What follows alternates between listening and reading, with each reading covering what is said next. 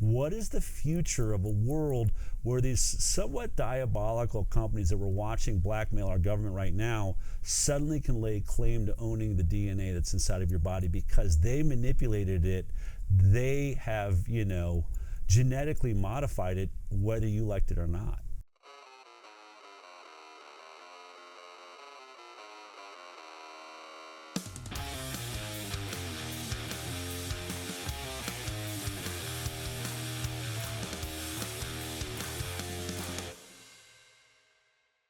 Dale, dude, thank you for needing a haircut.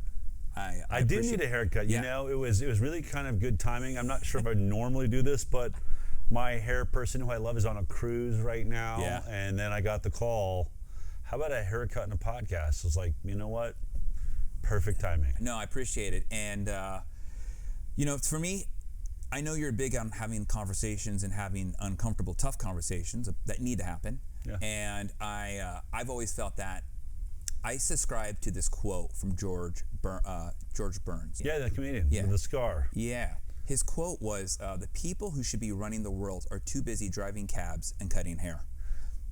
And I see why you like that quote. I like that quote, yeah. Because we interact with so many people. We're not lost in the C-suite. Yeah. We're not like completely disconnected. We're seeing everybody from CEOs to librarians, right? Mm-hmm. And especially with the things that you've been doing for the past so many years, like we're talking over 10 years now, I feel that those conversations are becoming less divisive. I agree. From what I hear from clients, when I'm not even bringing it up, they're just talking about it with me. Mm-hmm. And so I'm just really excited to be here actually on the set of the HighWire. So thank you for letting me into your home. It's good having you here. And look, that's always been the goal, right? Is to just make this conversation, it shouldn't be divisive. It shouldn't be, we're talking about, health, we're talking about our children, mm-hmm. we're talking about injecting products into perfectly healthy children. And so why should there be any confrontation around asking questions like, did we properly safety test those things? How long was the safety test? Yeah.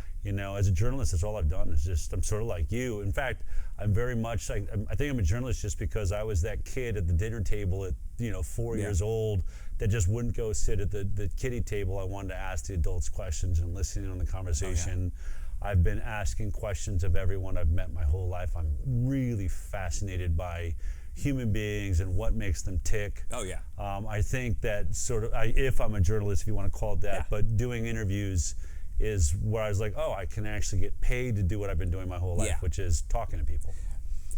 That would be a hairdresser. Or I guess I could have been a hairdresser. You could have been a hairdresser. I mean, you have a good head of hair, so it would have been great. You would have been like that silver fox guy, Right. So we talked a little bit about what we're going to do. You don't like how it gets a little puffy. Yeah, the puffy on the sides. That's fine. Is an That's issue. easy. Yeah. What about the length here on the bottom? Do you like that? I personally like it a little bit longer, but my executive producer is like, you got to get rid of these. It drives her crazy when the shot where you see these little curls popping out and back. Yeah. So I think we've got to clean it up. We can still, so there's a couple ways that we can do this. Yeah. I know how this was cut. Yeah. And I know why you're getting this puffiness. Yeah. That's an easy fix. Okay. The curl thing, we can actually work something in where it's a little bit leaner through the sides. And then your profile, because this is the angle nobody ever thinks about, but the cameras and your producer and everyone else sees it, which is your 3/4 and profile. Yeah. So a lot happens with us fellow wavy, curly dudes when we have hair, that the side profile, you can sort of look Darth Vader-ish. Right. It just kind of looks like a Darth Vader helmet. Right. And I don't want you to have a Darth Vader helmet. So let's go through, and I'm going to spray down. I'm going to put a cape on you. Okay. And if you ask me, this is pretty meat and potatoes, man. So it should not be a difficult thing. Good. And this is not my first rodeo. But all right, cool. All right, so let me get the cape on you. Great. Is this too tight for you? Oh, that's great. You must get some good interviews. I feel like there's something about hairdressers where you just spill your soul. It's kind of like they barely know you. There's like especially if it's one you don't know, you just can just say whatever you want, get it off your chest. Yeah, and then just walk off into the sunset and feel relieved. I mean, I've known about divorces before the spouse. I've known about pregnancies. I've known about, you name it. I've heard a lot, and I've definitely have It's like a confessional, really, right? Yeah, it is. We're some, people say like, oh, it's like confessional. I'm like, yeah, so I'm like a hair priest or something, right? But yeah, so what do you want to talk about, Dale? We can go in a million conversations with you.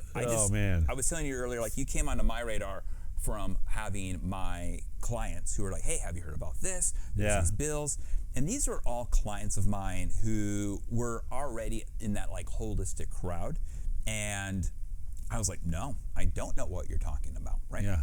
And so I love it. Like when my clients tell me, and I have a few of them talk about some stuff, I believe like when one person tells you something, you go, okay, I'll come around, check around. It's like a TV show. Yeah. Someone's like, have you watched what was it, Yellowstone? And I'm like, no, I haven't. And then like the third person says, yeah. And then you're like, oh, they all have the same thing in common. These people are kind of the similar person. No wonder they like Yellowstone. Yeah. And then that random individual goes, have you seen Yellowstone? I'm like, wait, you like Yellowstone? Yeah. Now I need to watch Yellowstone. And you're Yellowstone in this situation. Right. There's a lot of people from a lot of different directions. What I think is interesting right at the moment we're sitting here today is I think there's a huge crossover conversation that is about to rip through America. Of course, it still involves health. It still involves Robert Kennedy Jr. But Trump just signed an executive order this last week basically saying that glyphosate, which is this product that's losing, billions of dollars in lawsuits for causing non-Hodgkin's lymphoma. And if anyone somehow has been under a rock and doesn't know it, this is the herbicide in Roundup that is sprayed on like 80 to 90% of our crops. Yeah. It's clear to anyone in a courtroom that it causes non-Hodgkin's lymphoma. And now Donald Trump is saying it's a national crisis. We could lose our stockpile. Therefore, an executive order to stockpile and make as much glyphosate so that our farms that need this will never shut down. I read that. Yeah. And I was like, that seemed to be quite at odds with the mission of what it felt like when, I call him Bobby, came into the fold. And the idea of getting our food to be more like Europe.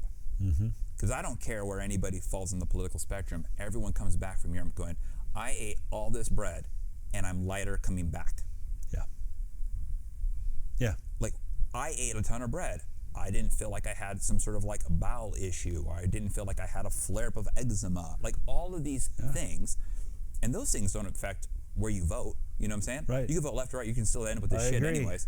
And I'm like, this seems like such a weird thing to be like passing, Like I just don't understand like why that would happen. Like, do you have any insight of like what's going certainly on? I think that there's, glyphosate is banned as an herbicide in many countries in Europe and around the world, as are some of the other pesticides and herbicides that we use.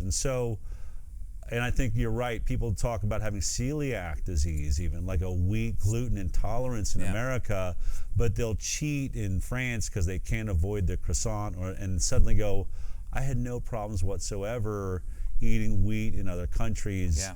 I think there's one of the things that's very interesting about that is just that glyphosate is used as, when we hear about GMO products, I don't know if everyone understands this. GMO usually means that it's Roundup ready, meaning we can spray this deadly chemical on this plant that has been genetically modified to not die when it is sprayed with glyphosate, so that all the weeds around it die and are killed, but it leaves the plants alone. So that's what GMO means. What people don't realize is they'll see like non-GMO on the bread. That's actually not a good thing, because what it means is they didn't modify the wheat. It doesn't mean that they're not using glyphosate. It means that they didn't have to modify the wheat, because we use glyphosate in a different way on wheat. We're not using it to kill weeds, we're using it to kill wheat. So it's actually used to dry the wheat out ahead of time. So in the terms of wheat, the last thing it ever sees is glyphosate. They drench it with this carcinogenic chemical. They drench it, so they kill it, all because the combines that have to come in and plow up the wheat, or chafe the wheat, however you call it. I'm not a farmer. But it's gotten to be, these farms are so big that you don't own usually your own combine. Somebody comes through town and you set up your appointment. Yeah. Well, you want your wheat to dry just in time for that, not before, and you want it to dry before the first snowstorm hits. So this has been like a moderate advancement. You don't lose a crop because the snow came earlier than you thought. You can kill the wheat early. You can kill it basically on cue and then have the combine show up right on the right date and get it all up for you. But now it's drenched in a product and it doesn't get cleaned off of there. And so unlike corn, which it might be on the outside of the husk, or all of these other plants that are GMO plants, wheat is getting drenched in as its last part of processing before it gets ground into flour and put into our food. So it's probably the strongest delivery system for this chemical glyphosate. And so when you read non-GMO, well, of course it's non-GMO. That would mean it wouldn't die. In the case of wheat, they're using it to kill the wheat. So you're not getting any protection. What you want to see is organic. What you want to see on your bread especially is organic. Or you might as well just throw back a glass of glyphosate and drink it down. We get our wheat from a farm called Grand Teton. Okay. Yeah. Have you heard of them? Do they also do ground flour? I feel like there's a flour. They do all-purpose pre-ground einkorn, whole einkorn berries, and you can get hard white, hard red. You can get kamut, or which is also called karasin. You can get all that. So we buy our wheat in berries. Nice. And then we mill it fresh. Great. All the time. Yeah. We take a few extra steps. Yeah. I also love to cook. So, a bunch of my friends are chefs out here. So I love cooking. I love it. It's an art. It's fun. And I also want to show my kids, like, hey, making good food is actually quite easy. And these things should, learn how to be reliable. Yeah. Because 100-something years ago, before they started doing flour, people would just buy their flour and they would go to the mill and get it fresh done, right? The expiration of nutrients is about 2 to 2.5 hours after it's been milled, which is why they have to put all that crap in your flour when you go to the grocery store and you buy. It's like the folic acid, which is you don't want folic acid. It's horrible. You want something that's going to be more folate, but you don't even need that. If you just get it completely milled fresh. I should have you on the HighWire. You need to interview you. You know what you're talking about. Well, I have a wide variety of clients, and I have a pretty good memory. So I remember everything about everybody. I remember I was in Houston. I saw this lady. I was like, Michelle? She's like, oh, I haven't seen you in like 9 years. She's like, how do you remember me? I'm like, I remember everybody. So it's yeah.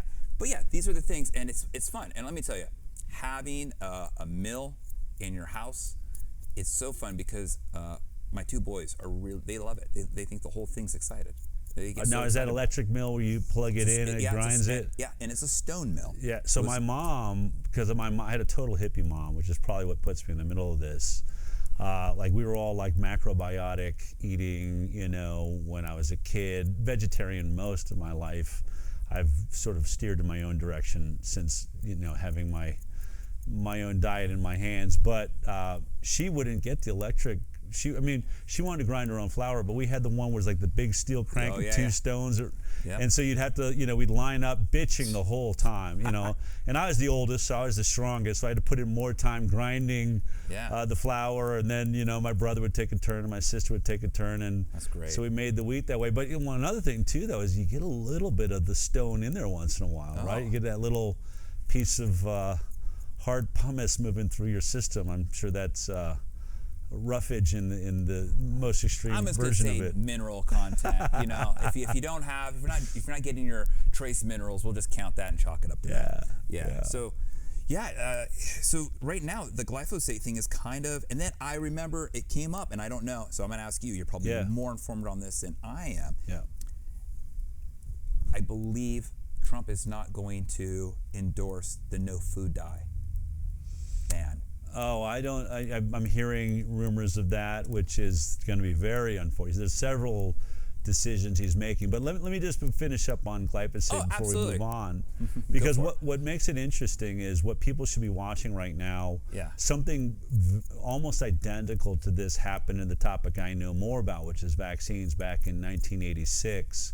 the pharmaceutical industry pulled the same move. They basically blackmailed Ronald Reagan and said, we are losing so much money from death and injury cases, lawsuits against vaccines, that we can't make a profit. And therefore, if you want vaccines, they essentially blackmailed Ronald Reagan and our Congress at the time and said, we're going to stop making all vaccines if you don't protect us from liability, if you don't protect us from these lawsuits. So vaccines are one of the only products in America that are not able to be sued, which you're removing a huge part of the market force that makes products better. Is if you can sue, obviously they can lose money and then they have to improve that product, or other companies make a better product to compete. So we've been out of that system since 1986. Well, what I want people to watch right now is the exact same thing is taking place. This executive order, I believe, is the first step towards developing liability protection. And what I think has just happened, they haven't really fully stated this. I believe that Bayer Monsanto is blackmailing Donald Trump and saying we are going to stop all distribution of glyphosate to every farm in America like tomorrow. We are going to stop making our herbicide, which will destroy your farming. It'll starve America unless you protect us from liability. So they are so tired of losing these lawsuits. They're now essentially blackmailing the government of the United States, saying we're going to cut all supply unless you protect us from liability. Same thing happened with vaccines. And then think about this. Instead of making a better product, instead of making a product that won't lose in courts causing cancer, it's more cost effective for them. They're so big, these companies, that it's more cost effective to just use your lobbyists and threaten the government of the United States of America that we're basically going to starve America. We will shut down your farms if you don't protect us. And so this is going to get to be very contentious and very confusing, I think, for a population that thinks we have a system based on freedom and quality controls and regulatory agencies. It's all going to come crashing down right now before our eyes. Well, what you're talking about is exactly what happened in Zimbabwe. They went overnight to regenerative farming. It took 3 years for that country to get back on track. And so I was at an Austin Health Alliance meetup. One of my podcast guests, Brian Sanders, Food Lies. He invited me. I went. And the guy who's running, I mean, this will come out after the general runoff election, but Nate Sheets, who's running for Ag Commissioner, was the guest speaker, and I didn't know who he was, but he started Nature's Snates, the punning company, all that, and he was talking about how back around in the early 2000s, he was out in Iowa or something like that. He could tell the story better than I can, but the right and the left were upset because of their constituents and the farms. He told me something very interesting. Oh, wait, hang on, it's following me. Oh, shoot. Got to turn that off. All right, we're good. Is that with a vaccine or any sort of medical, at some point it becomes generic. But what they were testing was medical products that were like in the wheat. So you're consuming the prescription, whatever that may be, right? Well, when you do that to wheat or to any sort of plant, there's no chance of it ever coming generic. It's a lifetime patent. Interesting. So if you modify it in a way that you can claim ownership of it as a biological product. This biological product has a lifetime patent on that. And that's what they were doing in these fields, and the farmers were pissed because they're like, just messing with the crops or something like that. But Nate Sheets had a really great story, and I was like, wow, because like on my podcast, I've had regenerative chicken farmers, I've had lobbyists for, well, not lobbyists, he's an advocate, I believe. I've also had a microbiome person for soil. They focus on soil. And I had a beekeeper on. So he's talking about all these wonderful things about what needs to happen with Ag Commission and all that, and then he brings that up, and I'm like, that is the one new thing I've never heard about, is that I do know that a patent runs out at some point, but if you're able to modify a plant for some sort of medical purpose, it's a lifetime. Which, think about this, if you're a Monsanto Bayer and you are able to get this so you can't get sued for something. That's right.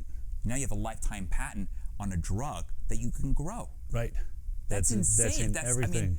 I mean, this is like some 007 villain shit. Well, I mean, it goes a step further than that. If you really want to get into... Let's get into it, Dale. If you want to get into it, then what do you think's happening if they can modify your DNA?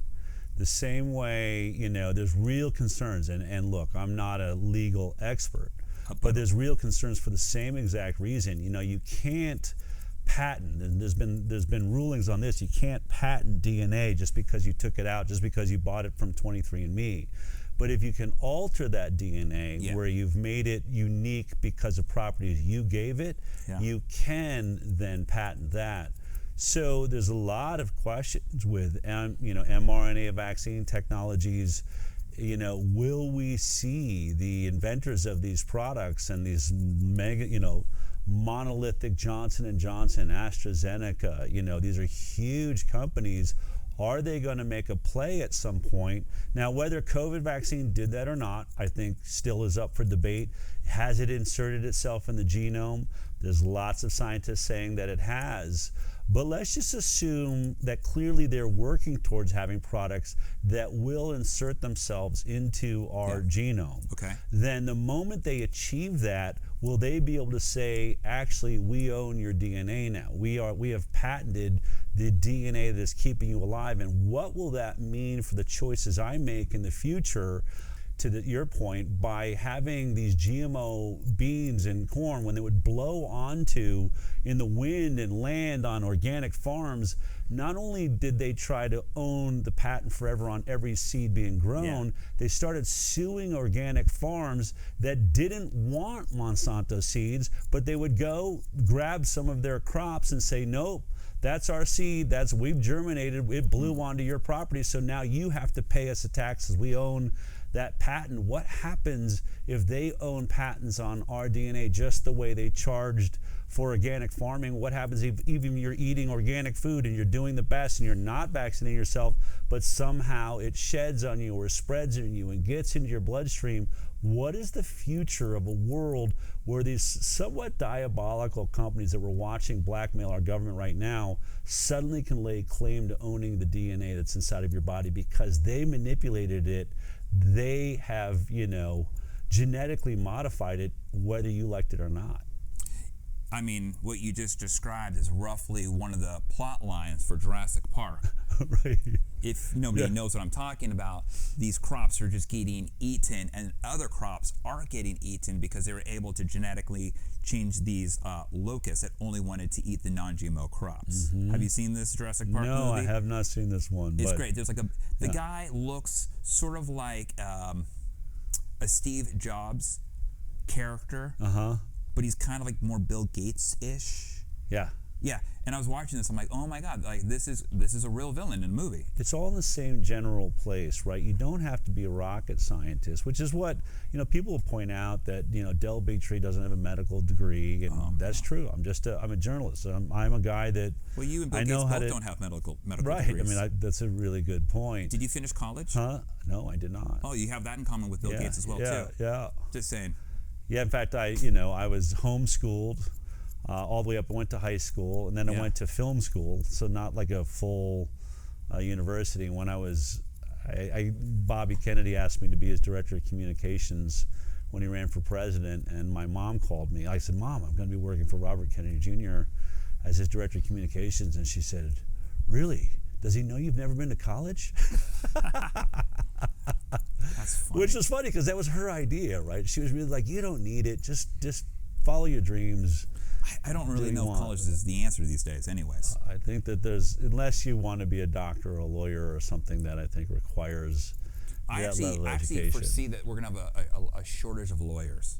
Yeah. I have a very dystopian view of this. Yeah. Because you can have your current paralegal go through with between ChatGPT, Gemini, and Claude, do all of your researching. So where are all these young lawyers going to get their feet wet? It's a really good point. There's going to be this giant gap between leaving college and getting to be the lawyer on the floor fighting the case. Mm-hmm. Like, where do they learn how to do what they're doing? I just can foresee this already happening. I agree. Yeah. Our world's about to get very strange very fast. I agree. And I'm a fan of some dystopian books and movies, and I just hope that I don't have to live those things. Oh, I on the contrary, I think it's incredible that we're going to see most of these enormous changes in our lifetime. So you're going to have a positive outlook. Well, I don't see why you shouldn't. Whether or not we are here for multiple lifetimes or we're one and done and People can argue that. I just always think, is it is it Confucius or an Indian proverb, may you live in interesting times? Why live in a boring time? And I honestly, let's say the end of the world is nigh. What if this is the last generation that will walk this earth because of the incredibly bad decisions we are making, whether we're slamming protons together in a proton collider and might accidentally make a black hole, or you're talking about CERN, right? Yeah, talking about CERN, or whether we're going to take a totally untested mRNA, DNA transforming product and force everyone on the planet to take it before we've ever decided whether it'll be safe or generationally safe. We keep making decisions like that, like rushing science so that some geeks can get off and the rest of us go, why are we doing this?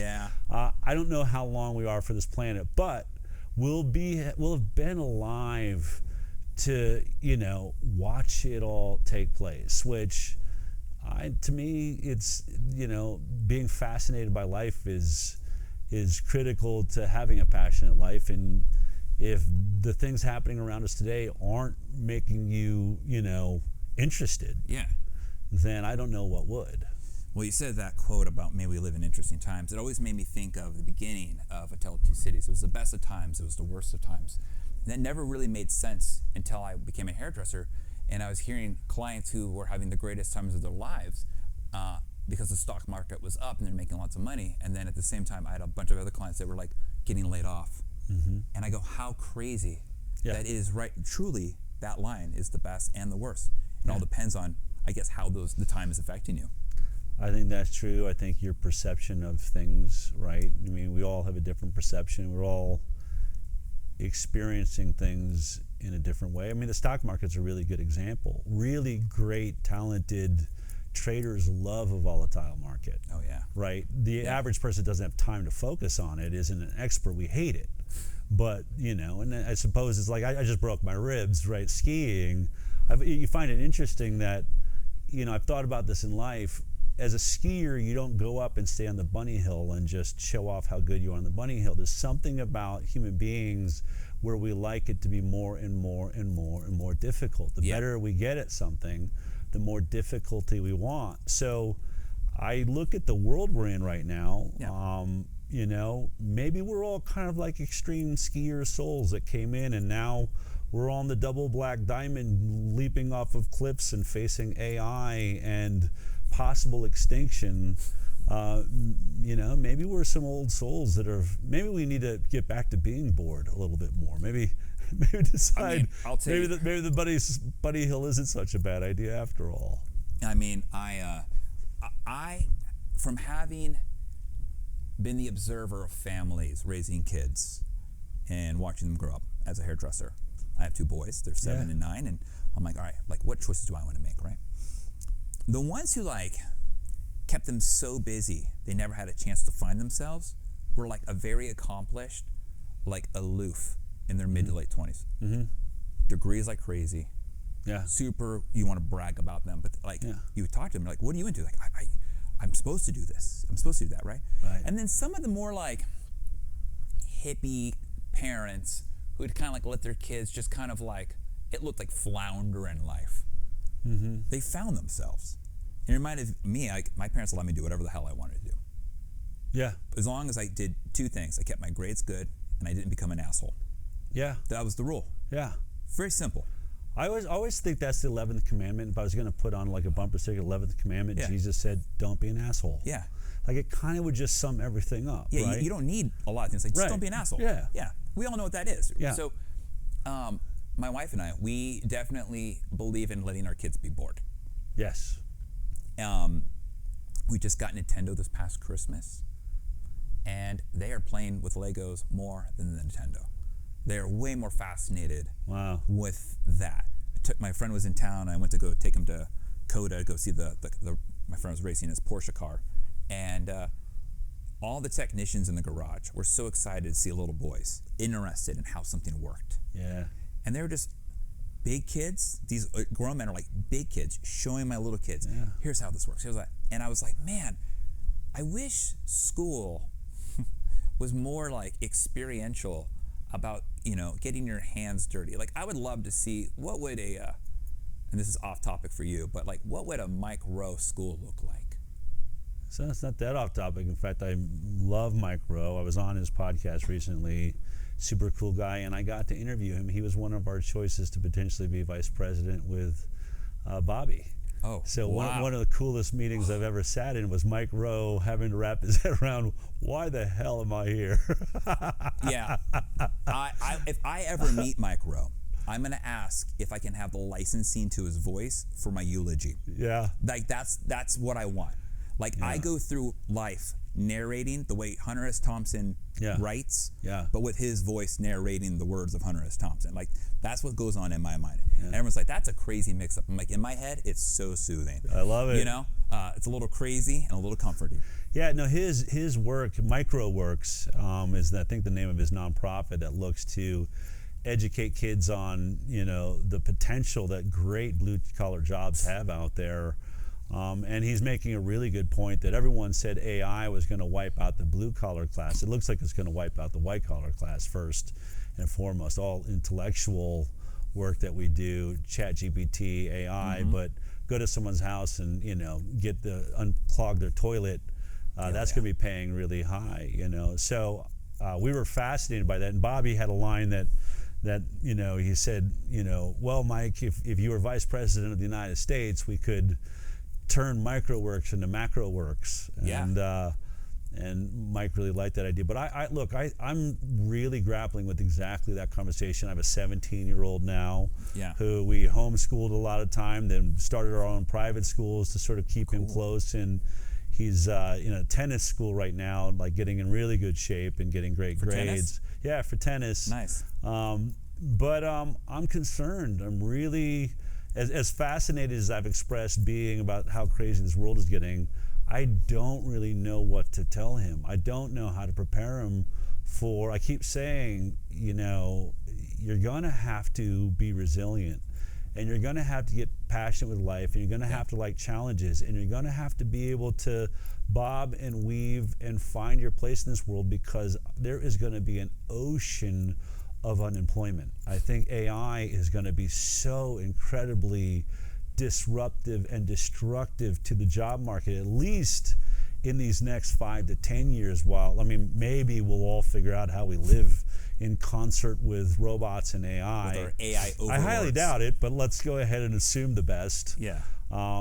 It's going to be really hard for these kids that are entering the world right now. Imagine my kid's going to be going into college in 1 year. So 5 years from now, this world is going to be a completely different world. I mean, I graduated high school in 2000. It's 2026. This is what has gone on in just a short period of time is crazy. And my wife and I are always like, we don't know what to do with our kids, as far as what do we encourage them for. Yeah. And the thing that I feel I can encourage my kids to do, because of what I currently know about AI, is the human spirit, to me, is about creating with our minds and our hands. And AI can't create.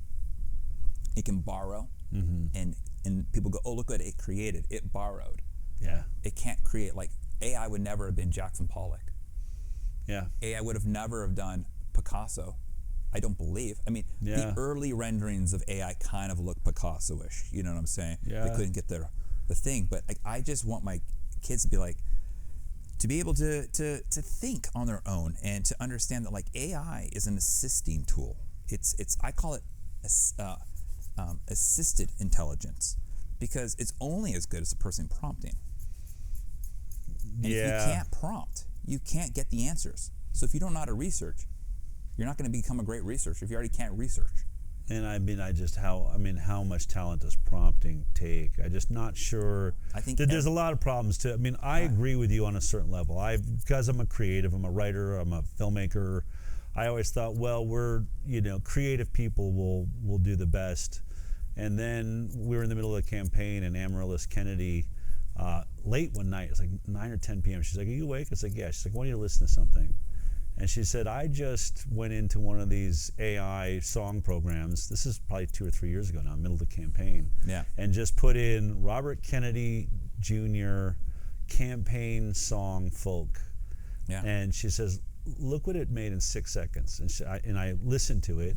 And I'm not going to say it was the greatest song of all times, but it kind of got you choked up, and he's a man of the people and fighting to, to right the wrongs, and with this folk beat, Yeah. And she says, what do you think?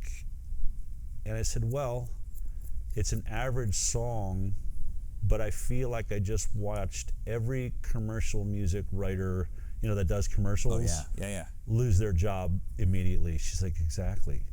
She's like, what are we going to do with this? Like, what does this mean? I don't even know how to face my kids. Because like you said, right? You're still going to want some really great talented musician that John Williams that can score a movie and create emotion. But how are they going to get that when the jobs they had writing McDonald's jingles and stuff like that as your way to pay your way through college and find your way are all just going to go to AI? Because who needs a good song there? All the base level creative jobs are going to be gone too. All the base level screenwriters, and so though it doesn't create, it certainly plagiarizes well enough to get away with it. And do we have discerning enough taste? Will there be an elitist market where we say we're paying for human made art, or will the kids growing up just say, nah, it's good enough for me, I don't care if it has the full human quality? These are all the things we're about to see being tested. Yeah. But I believe, the spiritual part of my life, which drives a lot of what I do, I do think about that idea we're created in the image and likeness of God. I've always thought that means we're creative beings, right? If the Creator created us in his or her likeness, then creation must be the best way for us to express that. I never actually thought about it like that. Yeah. Like if a creative creator is creating, you would create that same creation in your product. Right. I get it. No, yeah. I've never, I just had a huge aha. Oh, good. Yeah. I never thought about it like that. Yeah. And look, I think there's I've looked at this with men and the relationship with women. I think that we're incredibly jealous that women actually create life. On some level, our control of the world and how we relate and where we get out of balance. When you watch your wife give birth, it is just the most amazing thing. And I think men start wars to try and match what they watch women do in creating life. And somehow, since we can't create, we create destruction. Yeah. Probably getting a little too deep for a haircut. No. But these are the things that I contemplate when I'm staring at my ceiling. No, for a long time, one of my clients was Paul Crouch, who was the founder of Trinity Broadcasting Network. Yeah. And for somebody who doesn't have any religious upbringing, and somebody whose whole business is religious upbringing, right? Yeah. We had really great conversations because he knew where I stood. And I mean, he's in the business before Instagram of getting new followers. Do you know what I'm saying? And it was so great to be able to have somebody who would be open to hearing, well, what does this agnostic, slightly atheist guy have to think about what I'm saying? Anyways, trust me, I love this stuff. Yeah. Most of my conversations with my clients are more like this. Yeah. They're not like, oh, how was your weekend? Blah blah blah blah. It's like let's get to some real shit here. Yeah. By the way, how's the size looking? It's looking good. Yeah, the size is just looking a little good. long. Yeah. We're almost done, dude. Yeah, it's looking good. All right, so can I ask you some fun personal stuff? Sure. I believe this, and you can tell me if I'm wrong. Okay. I believe if you ask somebody their favorite books or their favorite movies, it will give you more of an insight of who they probably are than you ask them, what's your opinion about something, because they know the right answer to give to not upset people. Yeah. So, what's Dell's favorite movie? I always say there's sort of 3 movies that compete for that spot. Good. I'm the same way. Maybe 4 now that I think of it. But my favorite movies of all times, and the one I would say I put above all else was, if I had to choose one, is a movie called Never Cry Wolf. which if you haven't seen it, is that a war movie? It's it's a movie about a scientist that goes up to the Arctic to study wolves and caribou. I forget the actor's name. He's absolutely fantastic in it. But the story is how the caribou are dying and the wolves are killing them, and so he just lives amongst the wolves.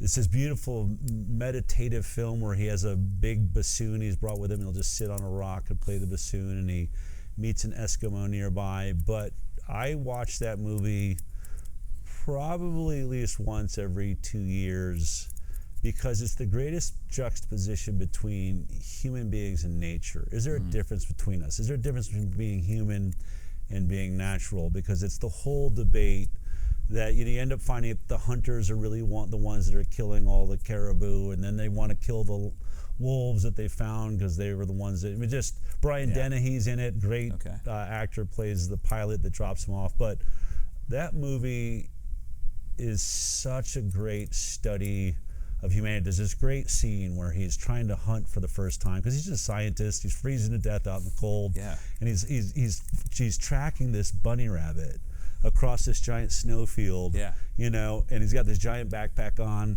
and then you see him stop, and you kind of hear some noise, and he just falls through the ice and just goes like sinking to the bottom, and the way it's edited, it's made, the same guy that directed it made The Black Stallion, which was another one of my favorite films when I was a kid. So really epic director. But the whole time you see him struggling underwater, trying to get the backpack off, coming up and slamming against the ice. And it would just keep every once in a while cutting to the bunny rabbit sitting in the snow, just like sniffing the air, as though this guy's fighting for his life, and this bunny rabbit does not care, right? And so that's probably, for that reason, I think a lot of what I do in my work is I'm always reflecting on what's the natural law here? What would I know? Do I have too much information? What would I do if I was standing stark naked in the middle of the world and had to make this decision now? Let me take all of the things that I think cloud our vision or our ideas. I always say I'm more like a natural law guy. So that's a huge movie. Rocky is probably why I'm a filmmaker and in media. I was like 7 years old when my dad took me to see Rocky. And I watch that movie choked up in tears. The scene, near the end when he walks down and looks at the two big images of him and Apollo Creed hanging over the rink, and he comes back to Adrian and she's laying in bed, and he says something like, "I just want everyone to know that I deserve to be there." He doesn't care if he wins. He just wants to be recognized that he was good enough to have been there. He doesn't want to be a joke. And, I think that's one of the first movies ever where the hero doesn't win. I've never seen Rocky. Oh, my God. I've never seen it. I'm serious. Oh, my God. I feel like I need to. You have to see it. I feel like I need to. It's one of the great, I think it's one of the greatest movies of all time. I think it changed Hollywood as we knew it. There's a reason Sylvester Stallone, you can laugh, has had the success he's had, and that's a great story to that film, right? He's an actor. He wrote it himself. I think his wife helped out a little bit, and then just finally had producers interested, but said, "Oh no, I have to play the lead, or I'm not giving up the script," and almost tanked the movie. But in the end, he got to play the role himself. I know some people who know Sly really well, and they've only had the greatest things about him. He seems fun, right? Like even the work he does now, he seems like he's having fun. But yeah, Rocky, it was the first time my dad, who was a minister growing up, but he had been a screenwriter and a writer in New York when he met my mom, was an actress at the time. So I grew up doing theater. I grew up in the arts. But that was the first time my dad sat with me and asked me if I was paying attention to the edits. Was I paying attention to how the film was cut together, that there's more than one camera in the room, and paying attention to the music that was used and the filmmaking of the movie. Yeah. And I just thought, wow, someone had, made me feel that way, tears and passion, and I was like, I want to be a filmmaker. And so that was sort of the beginning of my journey at 7 years old.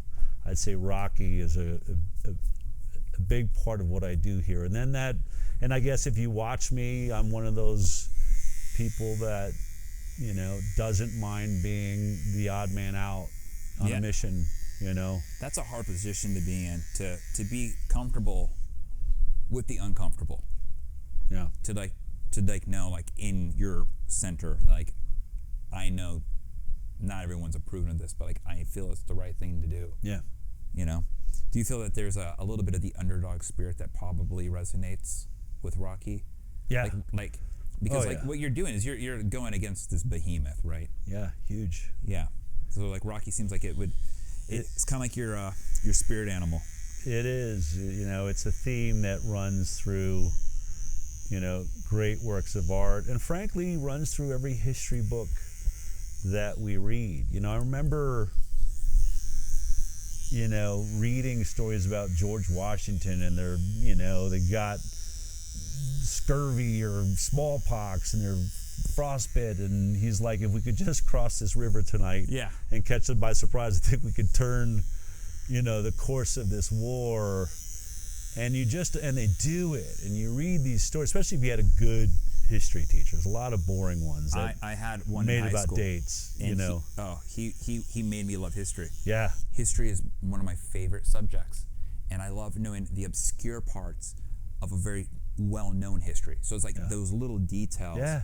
Like, well, did you know this?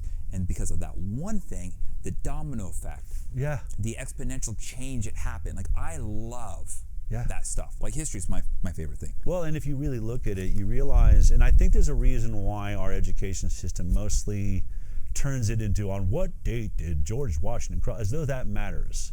Instead, how many people did it? What was his final speech? How did he think? The thinking, because you realize in every page of a history book, it never says, we outnumbered the other side 50-1 and the battle lasted 5 minutes. Those battles happened. You never ever read about them. All you ever read about is insurmountable odds, usually one human being guided by a sense of providence against everyone else saying you're crazy, being passionate enough to get other people to believe in them, and going out and just beating all the odds and starting a new nation or saving a people. That's what history books are filled with. And I think we've bored our kids to death on purpose instead of imbuing upon them what I said. You're created in the image and in likeness of God. You are filled with a creative being that is capable of anything you can dream and capable of anything you can inspire others to join you in and on. And there is no enemy so large that you can't overcome it if you are dedicated and find others that are dedicated to join you in that journey. Yeah, no, I mean, it's so true. Yeah. How's the length on the top? Like totally shifting to hard gear there. Yeah. But it's long, but I also feel like it lays nice with your hair. I agree. I like it. What do you put in your hair? Are you like a hairspray guy? I always used to be like a sort of, in high school I was the moose, the moose. Yeah. The Cavaricis with the two belts and the moose, play before your time. All I keep thinking about is Michael Hitchinson. Yeah. But now I have come to the glory of hairspray. Oh, yeah? Because it just locks it in and I don't have to worry about it. Like, do you mind if I put like a little paste or something? That'd be great. Cool. Yeah. Paste when I'm walking around myself, when I'm on camera, behind a desk, it's just like one and done. And when you're on camera, I get it. Like, it's so funny. Guys are like, well, how do I get it to not move? I'm like, hairspray. Like, you can do all the paste you want. You got to like clear coat that shit with hairspray. Yeah, that's totally it. Yeah. So how do people find you? And how can they help you? Because I believe I'm correct on something. I may not be. You're going to correct me. When the Pfizer data was being withheld, 75 years the FDA was going to try and block the Pfizer data. And then it changed. Yeah. Am I correct? You had a hand in that. Yeah, that was my nonprofit's lawsuit. So the reason everyone's finding out all of the data about Pfizer and Moderna during the COVID-19. Yeah, that would not happen without this HighWire symbol behind you. Yeah. The HighWire is the educational program where we have been getting people to just donate to the work that we're doing. Yeah. It also wouldn't be possible without one of the greatest attorneys in the world, Siri, who's sort of our... He's testifying a lot more lately. He's testifying a lot. He's on Fox, and he's like on any news channel that'll have him, frankly. But he's just a special kind of genius, super talented. But we've spent, millions and millions of dollars that just came from $5 and $10 donors over the years following our work. Yeah. That really is just celebrating the lawsuits that we're winning. We've been suing government agencies. We started in the vaccine space because there's a lot of there's a lack of transparency about the science that really exists. And so we sued the FDA and won, the NIH and won, the CDC and won. So if you look me up, my Wikipedia still looks like hell. Grok's getting a little bit better. Wikipedia, but, I know. I have some friends that are in Wikipedia. I'm like, that didn't happen. Right. I'm like, I was there like a week after that incident. That is bullshit. Yeah. That is fucking lies. Yeah. You know? So I look really gnarly there. But the truth is that that work is only possible because of the support that we have. So yeah, we won the Pfizer data. Yeah. FDA, and remember that's the FDA. It's not Pfizer. Our own regulatory agency was trying to protect Pfizer from what we knew in the truth inside of those vaccine trials. Yeah. So that's pretty creepy and strange. And then we went on and we won the Moderna data. Yeah. We also won the VSafe data, which was an app the CDC put out to have people check in that signed up, and all of it really incredible information. And look, then I give it to the world. My idea is that science should be transparent, that the scientific method requires, no matter where you are on the conversation, you should want to defend your science, you should want to defend your theory, but you should also invite anyone that wants to challenge you. This is how it's supposed to work. Challenge me. Test me. I'll prove I'm right. I love this. I love what this is. Yeah. That's what it should be. Science has changed. Now it's like, if you're asking a question, if you're challenging the science at all, you're you should be hung, you should be silenced, you should be censored. Character assassination is the easiest way to go versus actually addressing the claim or content that they're producing. Right. To me, when I start hearing people, I go, so what was it you didn't like? And all I hear is character assassination. Right. I'm like, that's great. So you don't like them, but are they wrong? Right. That's all I care about. Yeah. And by the way, because a client turned me on to what you were doing in about 2016, it led me down this really interesting path. And I don't know, I haven't seen much from him, but Christopher Exley. Oh yeah, Chris Exley. Oh, it led me down this path. Great guy. And I was like, dude, this guy. Yeah. I was really interested because his whole original stuff is all about Alzheimer's, dementia. And aluminum. He's called Mr. Aluminum. He is the most researched scientist in the world on aluminum. All the benefits, all the side effects, all the dangers of aluminum. Yeah, like how aluminum in nature is usually naturally paired with silica, and how we don't have all this stuff. Yeah. I went down this because my grandma, she's in her late 80s. Her memory's not that great. And as I'm speaking, my uncle told me that she may not make it to her birthday. She's late 80s, and her birthday's next month. So he's dealing with that. I'm dealing with that. But she would always be drinking like Diet Right. That was her drink. She'd have like 2 or 3 of those a day. Wow. And I can't help but wonder, with the aluminum and then all the fake sugars. Aspartame. Exactly. Did that accelerate something or create something? Did not help. Let's just put it that way. Absolutely. Did not help. Yeah. So anyways, I just want to say, because when a client introduced me to what you're doing, I'm like, wait, who's this guy? What's going on? And then I just went down the rabbit hole, because I love rabbit holes, Yeah. And so that led me to Chris Exley, and I was like, man, is he posting on X? Is he doing any of these things? I feel like he just went dark. Yeah, he lost funding. His university fired him for doing the work that he was doing, which is really unfortunate, right? We were begging him to look at aluminum in vaccines. Is there aluminum? What is aluminum doing in vaccines? Yeah. And he was saying to us, Del, that is such a dangerous territory for science. I don't want to get into that. He started looking at, as you said, Alzheimer's. Yes. Then someone said, well, we have some brains of autistic children. 5 of them, I believe. Yeah, and then he found that, and let's be clear, in his statement on, I remember I was interviewing him once, and I said, so are you saying that aluminum can cause Alzheimer's? And he says, no, my official statement is no aluminum, no Alzheimer's. that it is a reaction to the aluminum in our environment, and that is what is causing this harm. So huge statement, you can challenge that, but that was his official position. So then when he was asked, look at the brains of autistic children, and they got 5 of them, what he registered was the aluminum levels in the autistic brains was higher than any brain he'd looked at with Alzheimer's. That was the part of the study I was like, one of them was like, I think, a 15 or 16-year-old kid that was autistic that had died, and that brain had more than an 85 or 90-year-old Alzheimer's brain with aluminum in it. And he was talking about the particular part of the brain that it actually controlled. And the way I relate it is like, you have a department store, you have the jewelry counter, the plant section, the home goods, you have sports, clothing, right?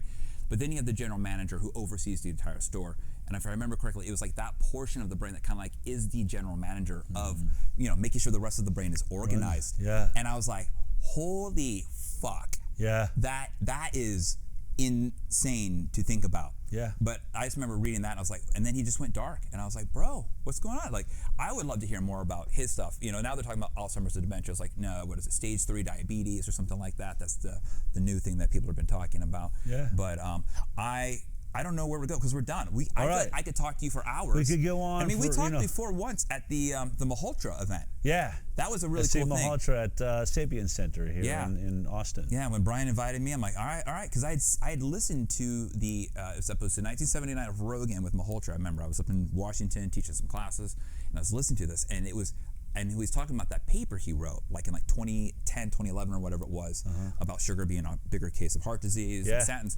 I had asked all of my medical clients, have you heard about this? Because that's what I do. I don't just like assume something's true or not true on the internet. Like when I see there's a country in disorder, I usually have a friend in that country. So I just call them, what's going on in the streets? So I went to my clients and they're like, well, we know sugar's not good for you. Yeah. So it wouldn't surprise us if this is true. And it had this like whole aha, it came together moment. And that movie, First Do No Farm, amazing documentary. I have not seen your newest one. Yeah, which I want to watch. Inconvenient Study. You got to check it out. Which is funny because it reminds me of the Inconvenient Truth. Well, right? I was playing on that concept, obviously. But the difference is, I think yours is gonna, based all around you, I think yours is gonna weather the storms, pun intended, with. Yeah, I think because he said in 2020 New York was gonna be underwater. Yeah, didn't happen. Yeah. And your study, I think what I read about, like Aaron Suri is Aaron Suri part of it? He's part of it in that, he was my lawyer when we were there, and we met with, essentially the story is about, we met with the head of infectious disease at Henry Ford Health. I did originally in 2016. And he's pro-vaccine, believed in the vaccine program. He was just meeting with me. At that moment, I had a film called Vax that was sort of touring the world that brought me into this conversation. Yeah.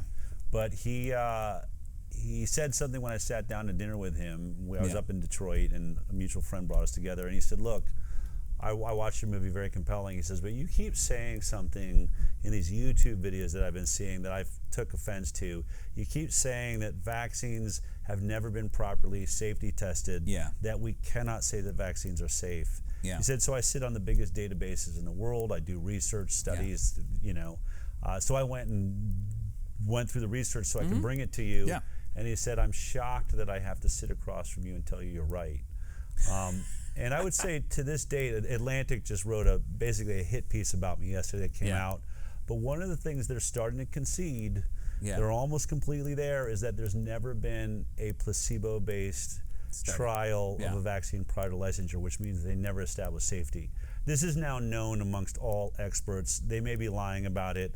There's a last little part of this that the Atlantic tried to do, which said, well, we don't test them now against placebos because the original versions were tested against placebos, and so we test against those older versions that were tested against placebos.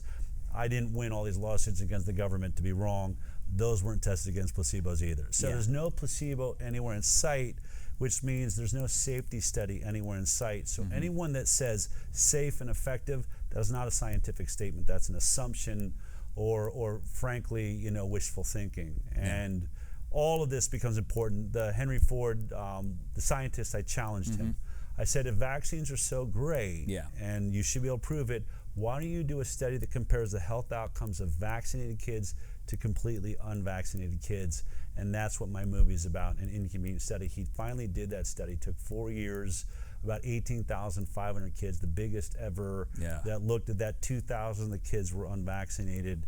And I had nothing to do with the study. This was a guy that was pro-vaccine, said he was pro-vaccine, in a pro-vaccine institution, and it is the most damning indictment of vaccinated kids, 2.5 times more likely to have chronic disease, basically by the time they're 10 years old, 6 times the rate of neurodevelopmental disorders, 6 times the rate of autoimmune diseases. It's a horror show. And so I made a movie because he wouldn't publish it. And it was really frustrating because that was my only deal with him. It was like, whatever you find, just publish it. I trust, let's let the science speak for itself. When he refused, I spent a couple years on the phone with him, and I finally said, I'm going to be in town, let's get dinner. And I went and brought recording equipment and some hidden cameras because I wanted people, if whatever he said there, I wanted to be able to prove he said it. And so the heart of this movie, which makes it fascinating, is to hear in his own words his opinion of this study, why he's telling you he won't publish it, what he thinks of the results. It's more than anyone can say, oh, Dell's an anti-vaxxer. They can say whatever they want. This guy clearly is not. And when you watch him talk about this study, I think it's the most important study been done in the world. And at this point, we have a real problem. Because this study's been done about 10 times. This is the first time you could honestly say it was done by the other side, the pro-vaccine side. But all 10 studies show that the vaccinated are the sickest kids among us. And that's unfortunate. We were told this product was designed to make our kids healthier. Now we have the sickest nation of children in the world. We have over 54% of our kids in America have chronic disease. That's up from just 12% back in the 1980s. When I was a kid, 12% chronic disease. Within 40 years, we've gone over the 50% mark, which means something. People can argue, how do you know it's, the vaccines? All right, we're on that investigation now. It's why I love Robert Kennedy Jr. But it should all be on the table. Our kids are sick. There should be no industry that, like glyphosate, we should not allow Bayer to be blackmailing our president to allow them to poison us. No more poisoning us. Something's poisoning us. Something is causing a chronic disease epidemic, whether it's fluoride in our water, herbicides and pesticides on our crops, hormones in our beef, forever chemicals, plastics, all bad things. We're surrounded. We're in a toxic environment. It's probably a combination of all of these things, but why is it we can't look at the one product that's being injected straight into the bloodstreams of our children that we know has aluminum, has toxic chemicals, has foreign DNA from aborted babies or monkeys or hamsters? Is my body rejecting foreign DNA as it should? We know that if I get an organ replaced, my body's going to attack it and try to reject it. Why would I not inject? If I injected foreign DNA, why wouldn't my body be trying to reject it? These are all questions we're not being allowed to ask. At least we weren't when I started this. More and more people are asking these questions. I'm very happy with the fact that people are opening up to saying whether Dell's right or wrong, whether Robert Kennedy Jr. is right or wrong. I'm freaked out by the pushback to do proper science and say, hey, they're right. Compare vaccinated to unvaccinated. Show me that the vaccinated are healthier. Why can no one in the world provide that study? I mean, it should be the easiest study to do. If we're like, oh no, vaccine the safest thing ever. Really? It seems then like it's why open has shut. no one in the world been able to compare these two groups of kids and say, see, the vaccinated are healthier? The opposite is true. I don't want that to be the answer. That's, as a journalist, what I've discovered. And it's what scientists more and more are waking up to every day. You're watching world-leading authorities like Peter McCullough, most published heart doctor in the world, is now saying, I would never give a single vaccine to my kid. Why? Did he? Is it invasion of the body snatchers? Did he suddenly get abducted by a UFO and lost his mind, decided to destroy his career? You've got Paul Merrick, most published ICU doctor in the world. Same thing. I would never give a vaccine. Now I've looked at it, I would not give a vaccine to my kids. Brett Weinstein, great Dark Horse podcast, I like super great, biologist, is now saying, now that I've done this investigation, I would never give one of these products to our kids. These are leading authorities. They're not like strange, weird, hypnotists. They're world-renowned scientists and doctors are now moving in the direction that Bobby Kennedy and I have been, not because we're smart, just because we finally started demanding the evidence and doing the investigation. My belief is this: if you really investigate this conversation, there's only one conclusion you're going to come to, which is these products aren't making us healthier, and we've got to stop the pharmaceutical industry from blackmailing our government any longer. Yeah, I mean, I'm not a fan of the medical industrial complex. No. Myself, I grew up with traditional normal food, McDonald's, you name it. But then around 14, 15, one of my parents' friends was a organic farmer in Southern California. So that was when I was like, well, I hate broccoli, but this broccoli is good. And that's what got me in. And after that, I started, changing my ways. And I had an ex-girlfriend, and she grew up being vegetarian her whole life. And she was like, you can't keep eating this shit. And so by like 25, my entire whole, I started eating a certain different way. And, what sucks is you have to jump through so many fucking hoops to get away from that shit. Yeah. And it costs so much money just to do it. Like, you want something that's cleaner. Well, that's the part that bothers me the most. It's like, it sucks that health is elitist, right? That you have to be able to afford going to Whole Foods. I mean, it's crazy. You go to Whole Foods, it's $500 to $700 to check out, for a few days groceries for your kids. Oh yeah, I was at Central Market yesterday. I just bought like oranges and lemons and a couple things, and it was like $109. I'm like, for fucking fruit, Right. That shouldn't be the case, and why is it? Why should only rich people be allowed to avoid these toxic chemicals? Yeah. And look, let's be clear, if Donald Trump and this executive order goes through, and we really all need to focus on this, if they take away liability so that these products, that will end all safety tests altogether. That will end any ability to know that a product is poisoning us, because you'll never see it lose a court case again. Now it's hidden. Now they are allowed to toxically poison us to death, and there's no way forward, there's no way out. That cannot be the future of the United States of America. So whether or not you agree with me on vaccines, people can do their investigation. I get it. It's a controversial topic. Our food should not be controversial, and it should not be shocking that chemicals that kill weeds, that were industrial, that glyphosate was originally used to clean industrial boilers. How it started was it basically attracts all of the rust and metals into it as it goes through pipes and cleans them out. Which means it has sort of this binding factor. What is that doing to the metal? The natural metals, copper, things in your body that you want, selenium that you want. What's it doing just on that front? Totally. Then they spill it on the ground. It kills everything in sight, and someone goes, "Hey, this is awesome. Let's put that all over our food supply." It makes absolutely no sense. And so I think this is going to be a moment where hopefully all these different movements around health come together and say, let's at least agree that things that are losing in court and being proven to cause cancer should not have liability protection. Yeah, one of I agree with you 100% on the food thing. Our friend, her name's Wendy. She's known as Wendy Toxin-ish, or Wendy Free Toxins. I'm gonna butcher it, but she is a toxin attorney. You would find her fascinating, by the way. She actually helped get some bills passed through, and she knows her shit about toxins. And I've been seeing her post, and it was actually because she kind of took a little hiatus, like a little social media cleanse, and then she came back with like a fucking agenda. And I was like, oh God, what's Wendy talking about? And she was talking about all this stuff, and it was not even on my radar. It's not, and I'm like, why is this not front page news?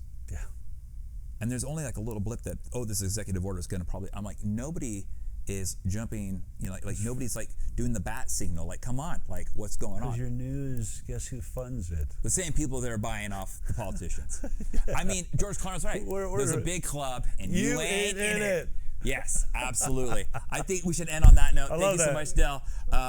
Check out the HighWire, Del. I'm going to put all your stuff in the show notes. Great. Anything else you want to say? Yeah, at Del Bigtree, pretty much everything. Instagram, Facebook. Check out the HighWire.com. We're always live there, no matter when they try to censor us on YouTube or Facebook. Our website's always up and running. And then ICAN. And ICAN, Informed Consent to Action Network. All right. Later.